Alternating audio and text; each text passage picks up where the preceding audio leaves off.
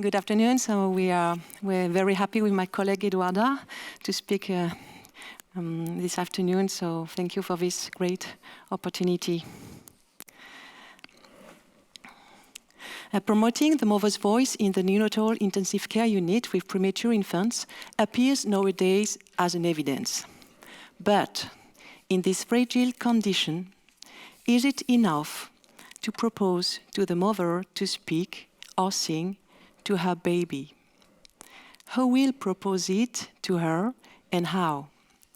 What are the emotional context and musical features of the mother's voice to be efficient for the baby and the establishment of the mother-infant bonding?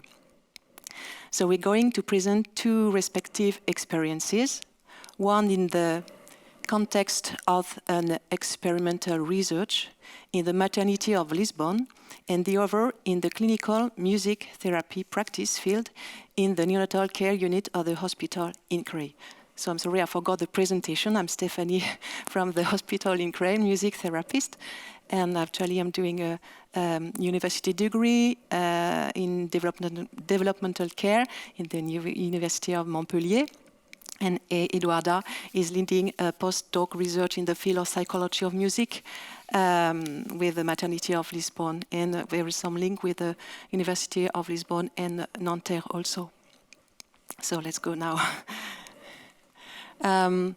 Firstly, the protocol of the Portuguese research consists in asking the mother to speak or sing to her baby during the kangaroo care in a humming and improvising way.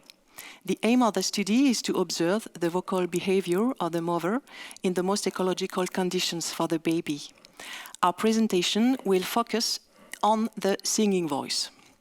One of the hypotheses of the study is that there is a correlation between the quality of the temporality and phrasing of the maternal voice addressed to the baby during kangaroo care and the stability of the vital signs of the mother and the baby, and the behavior of the baby.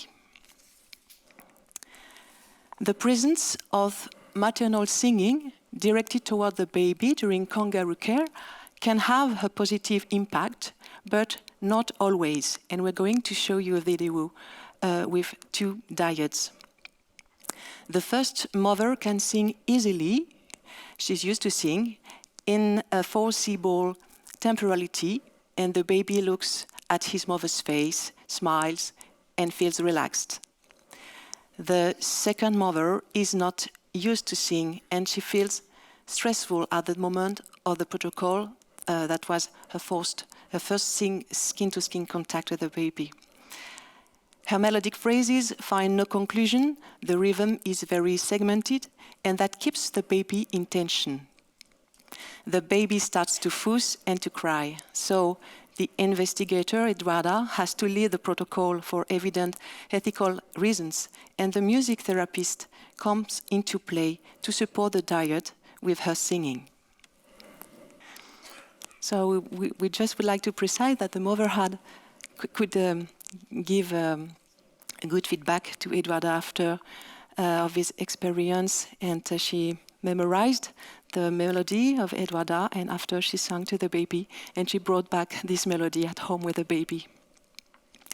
So the music therapist makes a holding and listening work with the mother and the baby. She or he, I will say she gives the time for the mother to be ready to offer her own voice to her baby, supporting the dyad. She makes live an experience to promote and authorizes the fact to sing in a very technical and medical environment. For the baby, the music therapist is able to set the baby's bodily and sensory language into music. The score is writing throughout the tonical dialogue of the baby, who reacts and gives an answer to the contingent vocal sensory flow. The observation and feeling of this creative scene in fine-tuning by the mother contributes to the bonding and to the active parentality.